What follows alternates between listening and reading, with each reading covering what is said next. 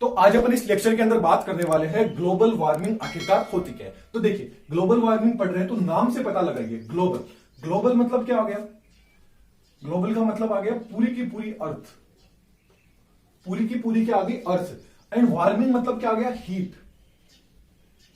गर्म करना। मतलब पूरी हीट, अर्थ का क्या होना, गर्म होना ही क्या कहलाता है? ग्लोबल वार्मिंग बोलाता है। अब इसका रीजन क्या है? तो याद रखिएगा, जो मैंने आपको जो प्रीवियस लेक्चर के अंदर अपन ने जो बात की थी कि ग्रीन हाउस इफेक्ट क्या होता है, तो ग्लोबल वार्मिंग का रीजन क्या है कि आखिरकार ग्लोबल वार्मिंग क्यों हो रही है, इसका रीजन क्या है? इसका रीजन क्या है? Green house effect. क्या है? ग्रीन हाउस इफेक्ट के द्वारा ही ग्लोबल वार्मिंग क्रिएट होती है। अब कैसे होती है इसको अपन डिस्कस करते हैं। तो देखिए, ग्लोबल वार्मिंग कैसे क्रिएट होगी इसकी अपन बात कर लेते हैं। ये अपना क्या है? सन। ये अपने सूर्य देवता है। क्या है? ये अपने सूर्य देवता है, अर्थ है। और ये क्या है? अपनी अर्थ है। ये क्या है? अपनी अर्थ है, मतलब भूमि है, अपनी माता है। अब क्या होगा जब और ये क्या है? यहां पे बहुत सारी लेयर्स बनी होती है, आप सबको पता है। अब देखिए, जैसे ही सन से क्या होती है, सन से एनर्जी आती है और अर्थ के ऊपर क्या करती है? टकराती है, और फिर क्या हो जाती है? रिफ्लेक्ट हो जाती है वापस एनवायरमेंट के अंदर। अब क्या होता है ग्लोबल वार्मिंग की कंडीशन के अंदर? ये तो है नॉर्मल कंडीशन। अब ग्लोबल वार्मिंग क्या होती है? ग्लोबल वार्मिंग में होगा, अर्थ क्या होगी? ज्यादा हीट होगी, क्योंकि आपको पता है सूर्य की किरणें अर्थ पे आ रही है, वापस आ रही है, मतलब हीट अर्थ तक आ रही है, कुछ हीट अमाउंट में वापस जा रही है। इसी कारण क्या होता है, दिन और रात के अंदर क्या होता है? टेम्परेचर सही रहता है। दिन की टाइम क्या रहता है? टेम्परेचर आराम से, थोड़ी बहुत गर्मी सी अपन को महसूस होती है। रात की टाइम थोड़ा सा ठंडक रहता है, मतलब टेम्परेचर मेंटेन करके रखता है। अभी टेम्परेचर मेंटेन हो रहा है क्योंकि इन्वायरमेंट में कुछ गैसेज है, वो क्या करती है? इससे रिफ्लेक्ट हो जाती है। कुछ पार्टिकल्स हो गए, जैसे मिट्टी के कण हो गए, ऐसी बहुत सारी चीजें होती है जो भी रेडिएशन आ रहा है सूर्य से अर्थ की ओर, उसको वापस क्या होती है? अर्थ की ओर। जैसे यहां से रेडिएशन आया, अर्थ से टकराया, कुछ क्या होगा? इन पार्टिकल से टकरा के वापस यहीं रह जाता है। तो इस नॉर्मल कंडीशन के अंदर अर्थ नॉर्मल गर्म रहती है। तो यही रीजन है कि अपन अभी सर्वाइव कर पा रहे हैं, क्योंकि यदि मान लीजिए डायरेक्ट ही किरण आती, अर्थ से टकराई और वापस एनवायरमेंट में चली जाती, वापस अंतरिक्ष में चली जाती, तो अभी अर्थ का जो टेम्परेचर हो -18 डिग्री के समथिंग रहता, जो कि प्रेजेंट टाइम में कितना है? +18 से लेके 20 डिग्री सेंटीग्रेड तक है। किसके कारण? ग्रीन हाउस इफेक्ट के कारण, जिसकी बात अपन प्रीवियस लेक्चर के अंदर बात कर चुके हैं। आज बात कर रहे हैं ग्लोबल वार्मिंग की। तो ग्लोबल वार्मिंग का रीजन क्या है? ग्रीन हाउस इफेक्ट है। अब ग्रीन हाउस इफेक्ट क्योंकि ग्रीन हाउस गैसेज होती है। अब बहुत सारी क्या है? इन्वायरमेंट में गैस है, प्रेजेंट है।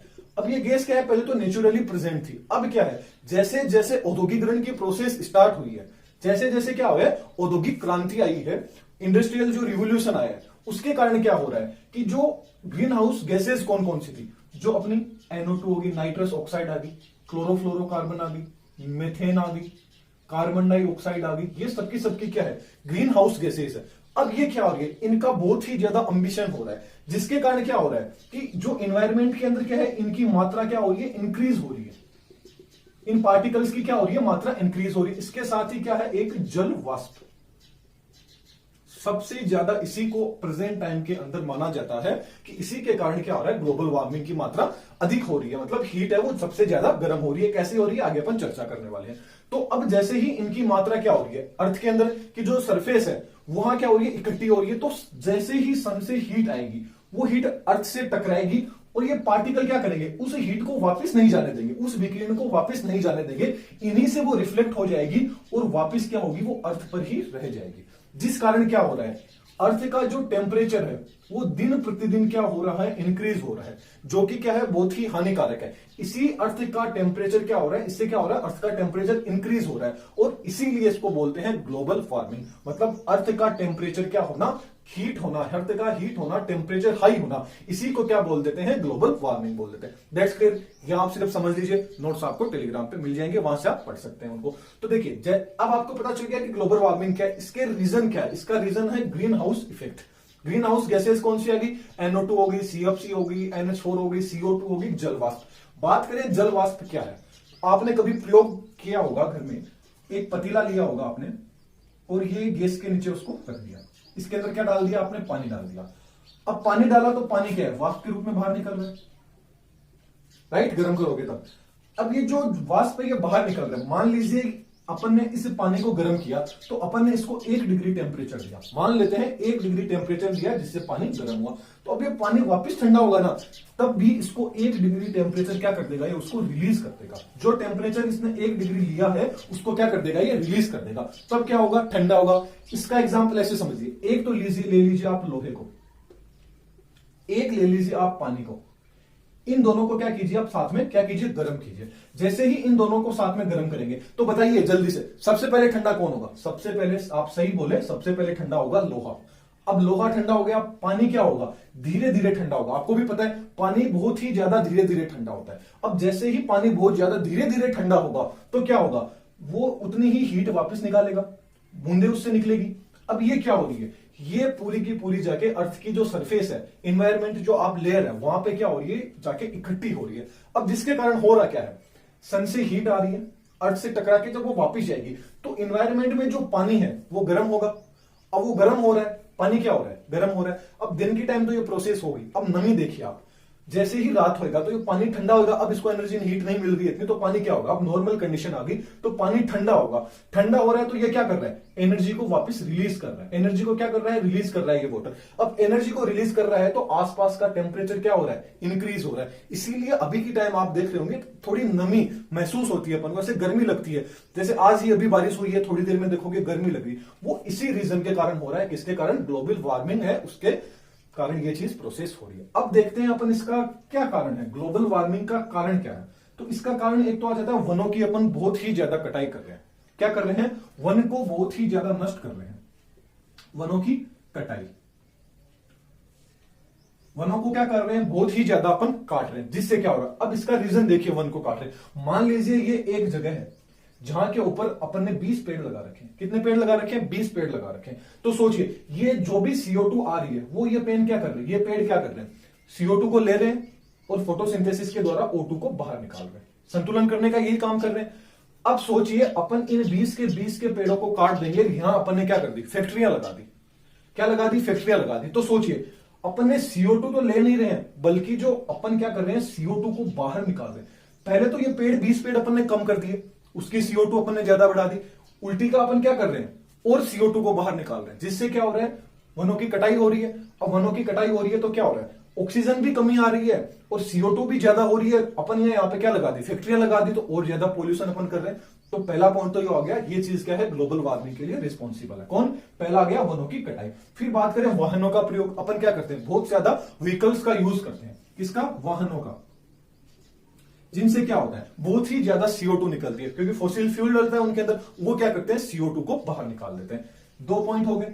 तीसरा पॉइंट आ गया अपना क्लोरोफ्लोरोकार्बन, जो अपनी एसी वगैरह आ गई, अपने रेफ्रिजरेटर आ गए, फ्रीज वगैरह हो गए, ये सबके सब क्या करते हैं, CFC है जो क्लोरोफ्लोरोकार्बन है उसको क्या करते हैं, बाहर निकाल देते हैं। औद्योगिक विकास, जो अपन ने अभी बात कर ली, वनों की कटाई करेंगे तो औद्योगिक विकास भी हो रहा है। आप बहुत सारी चीजें ऐड कर सकते हो उसमें, हर चीज को आप इसमें ऐड कर सकते हो। और क्या रीजन है, कृषि, इसका क्या आ गया, रीजन आ गया। कृषि भी क्या आ गया, इसका रीजन आ गया, क्योंकि कृषि के टाइम अपन क्या करते हैं, बहुत ही ज्यादा फर्टिलाइजर यूज करते हैं। उस फर्टिलाइजर की वजह से भी ग्लोबल वार्मिंग में कहीं ना कहीं क्या करता है, वो रिफ्लेक्ट करता है ग्लोबल वार्मिंग को, कौन, फर्टिलाइजर वगैरह। और यदि अपन बात करें तो एक बढ़ती जनसंख्या भी इसका बहुत ही ज्यादा बड़ा कारण है। अब जनसंख्या कैसे कारण है, अभी अपन ने बात की, पेड़ों को तो अपन काट रहे हैं, लेकिन अपन लोग तो CO2 बाहर निकाल रहे हैं ना, ऑक्सीजन तो इतनी है ही नहीं, क्योंकि पेड़ तो अपन काट ही दिए। तो जनसंख्या भी क्या है, एक बहुत ही बड़ा ग्लोबल वार्मिंग में कहीं ना कहीं इसका रोल देखने को आपको मिल जाएगा। ये तो क्या होगी, ह्यूमंस द्वारा जो रोल हो गए वो आ जाते हैं, कि humans in in in region द्वारा ह्यूमंस क्या है, ग्लोबल वार्मिंग को क्या करता है, इफेक्ट करता है। अब ठीक ऐसे ही ये तो ह्यूमंस द्वारा आ गए। अब बात करते हैं नेचुरल, कि नेचुरल कैसे होगा, ये प्रकृति किस तरह से ग्लोबल वार्मिंग को इंक्रीज करेगी उसकी अपन बात करते हैं। तो देखिए ग्लोबल वार्मिंग की प्रकृति कैसे यूज करेगी उस चीज की अपन बात करें तो आपने देखा होगा ज्वालामुखी, ज्वालामुखी से क्या करती है, बहुत ही ज्यादा CO2 क्या होती है, कार्बन डाइऑक्साइड बहुत ही ज्यादा निकलती है। क्या निकलती है, बहुत ही ज्यादा CO2 निकलती है। आपने देखा होगा ज्वालामुखी के टाइम पे बहुत सारी CO2 भी निकलती है, और आपने ब्लैक ब्लैक पार्टिकल्स भी देखे होंगे। जब अपन घर पे जो बोलते हैं पराली हुई, या अपन मान सकते हैं कि घास वगैरह अपन जलाते हैं, या कोई प्लास्टिक की अपन चीज जलाते हैं, तो आपने देखा होगा ब्लैक ब्लैक पार्टिकल से बाहर की ओर निकलते हैं। तो वो ब्लैक ब्लैक पार्टिकल्स होते हैं, वो कहीं ना कहीं क्या करते हैं, इन्वायरमेंट के अंदर ऊपर चले जाते हैं। उनसे भी क्या होता है, ग्लोबल वार्मिंग में वो इफेक्टेबल रहते हैं। अब और यदि बात करें तो जो जल वाष्प है वो भी क्या है, प्राकृतिक रूप से है। ये भी नेचुरल रूप से जो पानी एक जगह इकट्ठा है वो ऊपर जाएगा, अर्थ की ओर जा रहा है, तो क्या हो रहा है, जल स्तर भी बढ़ रहा है। और क्या हो रहा है, क्योंकि जैसे ही जो टेम्परेचर जितना ज्यादा इंक्रीज हो रहा है, तो आपको पता है जितने भी ग्लेशियर्स हैं वो सबके सब क्या हो रहे हैं, पिघल रहे हैं। तो वो पानी कहीं ना कहीं जो ग्राउंड वाटर है, जो जल के सतह के ऊपर जो वाटर है प्रेजेंट है, वो उसके अंदर कहीं ना कहीं इंक्रीमेंट हो रहा है, इंक्रीज हो रहा है वो वाटर। तो वो वाटर क्या हो रहा है, वाष्प के रूप में ऊपर जाएगा, तो वो भाप बनेगा और वहां से भी ग्लोबल वार्मिंग को वो इफेक्ट करेगा, जैसे कि अपन ने बात किया था जल वाष्प के अंदर। और क्या होता है, जंगल की आग, आपको पता है अभी बहुत ही ज्यादा जंगल की आग भी फैल रही है।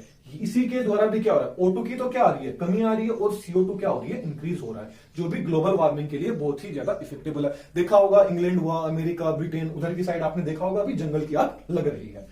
तो ये चीज क्या है, ये सबके सब ग्लोबल वार्मिंग के कारण ही हो रहा है, क्योंकि वहां पे कभी उन्होंने इतना टेम्परेचर देखा ही नहीं है जितना टेम्परेचर अब उनको देखने को मिल रहा है। तो इस वजह से क्या हो रहा है, वहां के पेड़ पौधों में ऑटोमेटिक ही आग लग रही है, जिसके कारण क्या हो रहा है, CO2 बहुत ज्यादा वहां से निकल रही है और ऑक्सीजन की वैसे ही कमी हो रही है। तो इसलिए ग्लोबल वार्मिंग क्या हो रही है, बहुत ही ज्यादा इंक्रीज हो रही है। अब इसके इफेक्ट की बात कर लेते हैं, इससे इफेक्ट क्या होगा, ग्लोबल वार्मिंग के कारण इफेक्ट क्या हो रहा है। तो सबसे पहला इफेक्ट तो आपने देख लिया, क्या हो रहा है, टेम्परेचर बहुत ज्यादा क्या हो रहा है, इंक्रीज हो रहा है। तापमान में क्या हो रही है, बहुत ही ज्यादा वृद्धि हो रही है। अब टेम्परेचर में वृद्धि हो रही है तो जो इकोसिस्टम है उसमें भी कहीं ना कहीं चेंजिंग आ रहा है, इकोसिस्टम भी कहीं ना कहीं खतरे में, क्योंकि कुछ एनिमल्स ऐसे भी है, कुछ प्रजातियां ऐसी भी है जो एक पर्टिकुलर टेम्परेचर है, मान सकते हैं अपन वो 18 डिग्री ही टेम्परेचर के लिए बनी हुई है, लेकिन ग्लोबल वार्मिंग में अपन ने देखा कि टेम्परेचर दिन प्रतिदिन हाई हो रहा है। अब हाई हो रहा है तो उनका अस्तित्व कहीं ना कहीं तो खतरे में ही है। पहले उनको 18 डिग्री टेम्परेचर में आराम से सर्वाइव कर रहे थे, आज उनको 20 डिग्री टेम्परेचर मिल रहा है, तो कहीं ना कहीं वो उनका जो इकोसिस्टम है उसमें कहीं ना कहीं चेंजिंग आई है। तो कुछ ऐसी प्रजातियां हो सकती है, कुछ पेड़ पौधे भी ऐसे हो सकते हैं जो उस टेम्परेचर के लिए बने ही ना, तो वो क्या होंगे, धीरे धीरे विलुप्त हो जाएंगे, जो क्या करेंगे, इकोसिस्टम के अंदर कहीं ना कहीं क्षति अपन को पहुंचाएंगे। That's clear. और क्या हो रहा है, जो जल परिवर्तन है, जलवायु जो परिवर्तन है, क्लाइमेट चेंज है, उसमें भी क्या आ रहा है, क्लाइमेट चेंजिंग भी आपको देखने को मिल सकता होगा। क्योंकि अभी आपको पता है क्लाइमेट चेंजिंग कैसे देखने को मिल रहा है, आप खुद देखिए, आपने कभी प्रेजेंट टाइम का ही आप ले लीजिए, आपने सोचा है कभी राजस्थान में इतनी बारिश होगी, और जहां बारिश होनी चाहिए वहां बारिश हो ही नहीं रही है। तो ये किसके कारण हो रहा है, जलवायु परिवर्तन के कारण ही हो रही है। आपने देखा होगा खेतों के अंदर तो बारिश हो नहीं रही है और शहरों के अंदर कितनी ज्यादा बाढ़ आ रही है। तो ये रीजन किसका है, ग्लोबल वार्मिंग ही इसका एक कारण है, एकमात्र कारण। इसका सॉल्यूशन अपन को निकालना है, अपन को क्या करना है, ज्यादा से ज्यादा पेड़ पौधे लगाने हैं। और क्या करना है, जितने भी पेड़ पौधे काट रहे हैं उनको अपन को कम करना होगा, पेड़ पौधों को क्या करना होगा, कम करना होगा। और एक चीज है, पॉपुलेशन के ऊपर भी थोड़ा सा अपन को ध्यान रखना पड़ेगा। इससे और क्या होता है, डिजीज फैलेगी, इससे क्या फैलेगी, जो डिजीज होगी, रोग होंगे, वो भी क्या करेंगे, इससे फैलेंगे। क्योंकि जलवायु परिवर्तन हो रहा है तो कहीं ना कहीं, अब आपको पता है जलवायु परिवर्तन हो रहा है तो कहीं ज्यादा बारिश हो रही है तो बहुत ही ज्यादा मच्छर वगैरह होंगे, तो डिजीज होने का भी खतरा इससे रहेगा। और डिजीज हो रही है तो मृत्यु दर भी इससे बढ़ेगी। एक चीज एक दूसरे से कनेक्ट रहेगी, आप लिखने में इनके ऊपर कितना भी लिख सकते हो, लेकिन समझने वाली चीज है कि ग्लोबल वार्मिंग थी क्या, जो अपन ने समझ ली। अब बाकी का सारा थ्योरेटिकल पोर्शन है, जो आप जितना चाहो उतना लिख सकते हो, कुछ भी लिख सकते हो आप इनके अंदर, बस मेन टॉपिक होता है समझने वाला, जो आप लोगों ने समझ लिया होगा कॉन्सेप्ट। आई होप मैंने समझाने की कोशिश की, आपने समझ लिया होगा। और अपन बात करें कि और क्या इफेक्ट हो सकता है, और इसके अंदर इफेक्ट हो सकता है, प्राकृतिक जो आवास है उनको भी अपन नष्ट हो सकता है, जो इकोनॉमिक है वो भी क्या आ सकते हैं, उसमें भी इनबैलेंस हो सकती है। क्योंकि अब आपको पता है बहुत ज्यादा बारिश हो रही है, बाढ़ वगैरह के हालात आ रहे हैं, तो आपको पता है कहीं ना कहीं कुछ ना कुछ चीज, जान हानि भी हो रही है, लोगों के घर वगैरह भी टूट रहे हैं, तो उनको वापस जब बनाएंगे तो थोड़ा बहुत पैसा भी लगेगा, तो इकोनॉमी में भी कहीं ना कहीं अपन को इनबैलेंस देखने को मिल रहा है। तो ऐसे बहुत सारे इफेक्ट हो सकते हैं ग्लोबल वार्मिंग के। मेन मकसद था ग्लोबल वार्मिंग को समझाना, बस आपको इतना रखना है, ग्लोबल वार्मिंग एंड जो ग्रीन हाउस इफेक्ट है, ये दोनों एक दूसरे के लिए ही बने हैं। किसके लिए, एक दूसरे से ही रिलेटेड रहते हैं, बस इतना रखना है। ग्लोबल वार्मिंग तो क्या है, अर्थ का टेम्परेचर हाई हो जाना ही क्या होता है, ग्लोबल वार्मिंग होता है। और ग्रीन हाउस इफेक्ट अपन जो लास्ट वाला लेक्चर था उसके अंदर अपन बात कर चुके हैं। तो ये ग्लोबल वार्मिंग के बारे में मैंने आपको समझा दिया। आई होप आपको लेक्चर अच्छा लगा होगा। फिर भी कोई आपको कंफ्यूजन रहती है तो आप मेरे को कमेंट बॉक्स में सजेस्ट कीजिए, मैं आपको बताऊंगा, और भी अच्छे से अपन एक्सप्लेन करेंगे इसको।